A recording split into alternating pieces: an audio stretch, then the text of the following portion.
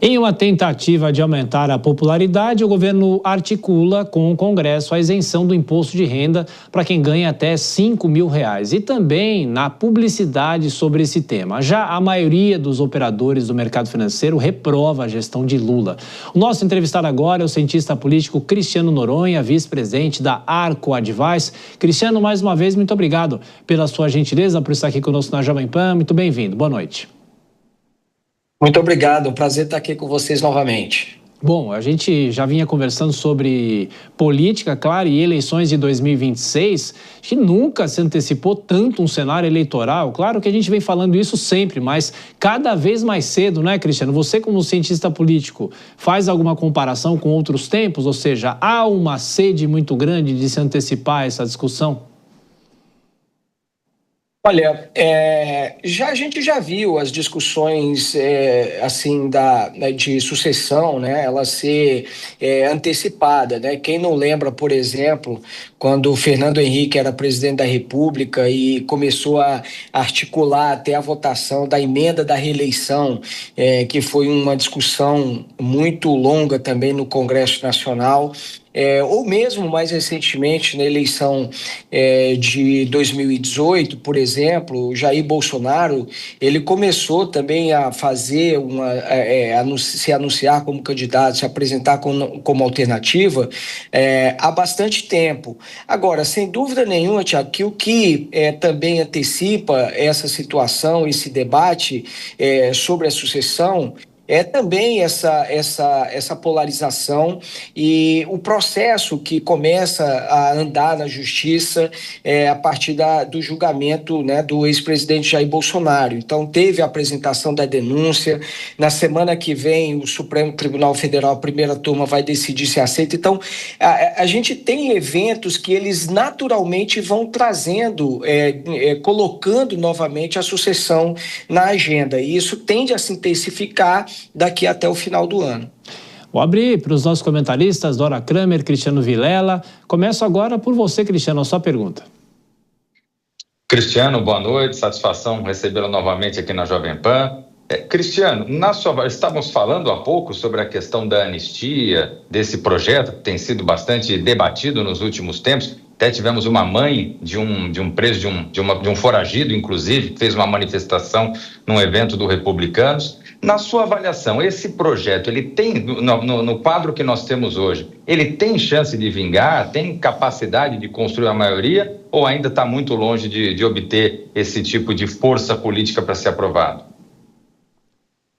Olha, ainda não tem, Cristiano, essa força, né?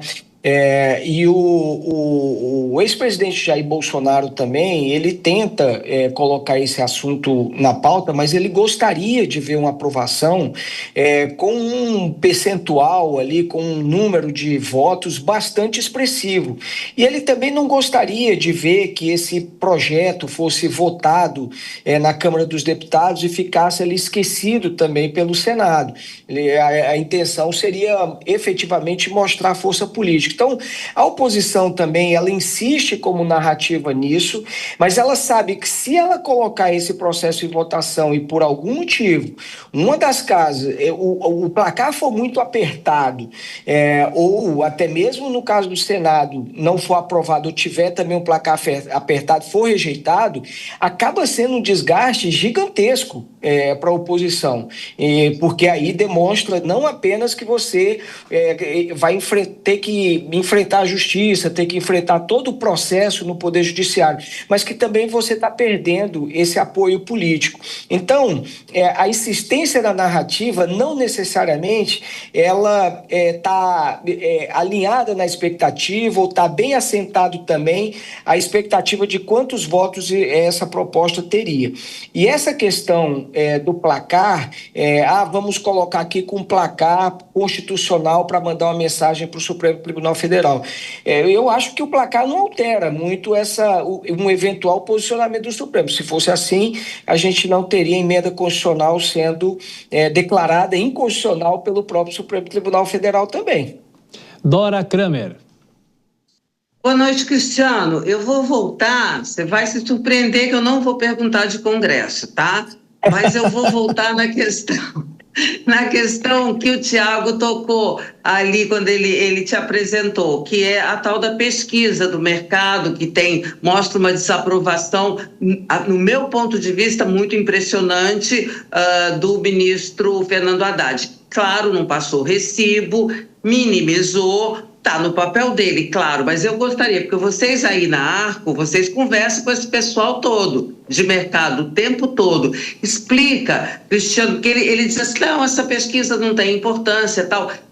Qual é o peso de um levantamento desse, um dado desse tipo? Isso realmente é desimportante ou não? Se é importante, por que é? Bom, Dora, em primeiro lugar, vale também dizer, né, o porquê, né? Eu acho que o ministro Fernando Haddad, ele teve um desgaste muito grande no final do ano passado, quando anunciou o pacote fiscal com esse reajuste do IR. Ali, azedou muito a relação dele com o Congresso, com o mercado de uma forma geral, né? Então, ali não foi muito bem conduzido essa questão. E os problemas que foram surgindo também ao longo do ano, que o governo não conseguia resolver, pressão por inflação, tudo isso foi minando também a credibilidade do ministro junto ao mercado. Agora, o que mais preocupa o mercado, e isso acaba refletindo também nessa pesquisa, é o que temos daqui para frente. O mercado, com todo esse problema, Dora, de contas públicas, a gente não vê um debate consistente do governo de nenhuma proposta para cortar gasto, de insistir, e pelo contrário, o mercado já acha que o governo apertou o modo eleição com esse pacote, com essas propostas que estão sendo encaminhadas ao Congresso Nacional.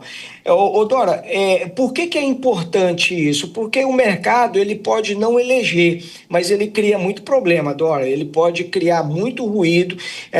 A gente viu no ano passado, no início desse ano, como o dólar, né, acabou chegando ali a 6,30, passando um pouco disso, inclusive, e como isso foi preocupando os agentes econômicos, as empresas que dependem de importação, o agronegócio também, que faz esses contratos em dólar, que tem todos os seus insumos também dolarizados. Então, é importante, porque se você não gerencia bem essas expectativas do mercado, isso acaba prejudicando muito indicadores. Dólar, o juro futuro tende a subir bastante. Isso acaba tornando a gestão do governo muito complicada, de rolagem de dívida, por exemplo, entende? Então, é importante sim. O mercado pode não eleger, mas as decisões que ele toma, aquilo que acontece na Bolsa, reflete muito pesadamente no dia a dia das pessoas. Cristiano, rapidamente uma última questão. Essa semana, finalmente, o orçamento foi aprovado, depois de quase 4 meses da questão, né, de quando o Congresso deveria já ter aprovado em dezembro. E eu pergunto para você o seguinte, em relação a essa aprovação, a deputada Adriana Ventura, a gente conversou com ela agora há pouco, ela ameniza a participação da ministra Gleisi Hoffmann nessa articulação para se votar o orçamento. Você concorda com ela? Ou seja, a ministra que assumiu há pouco tempo, há quase 2 semanas, ela teve pouca atuação nisso ou teve alguma atuação?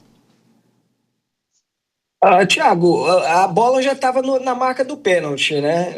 A maior parte, obviamente, que teve alguns ajustes, teve algumas coisas ali que ela, claro, é ministra da coordenação política, resolveu algumas coisas, como, por exemplo, esse negócio de você aumentar de 10% para 30%, a questão cancelar determinada despesa para fazer gasto suplementar, isso ali para resolver programas como, por exemplo, o Pé de Meia, que o governo está tendo dificuldade de encontrar recurso, né? Então ele pode cancelar algumas despesas e suplementar, vamos dizer assim, outras despesas. Mas o fato é que a participação dela foi relativamente pequena. Como eu disse, o que travou a votação, na verdade, foi a questão das emendas parlamentares. Resolveu isso lá com o Supremo, o Congresso Nacional aprovou o orçamento. Então a bola já estava na marca do pênalti, ela foi lá e chutou.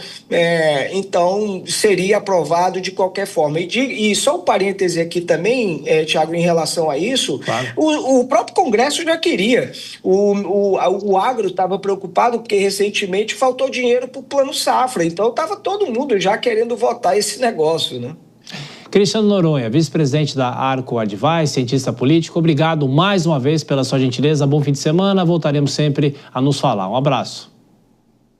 Igualmente. Boa noite, bom final de semana a todos. E é sempre um prazer estar aqui com vocês. Prazer é nosso.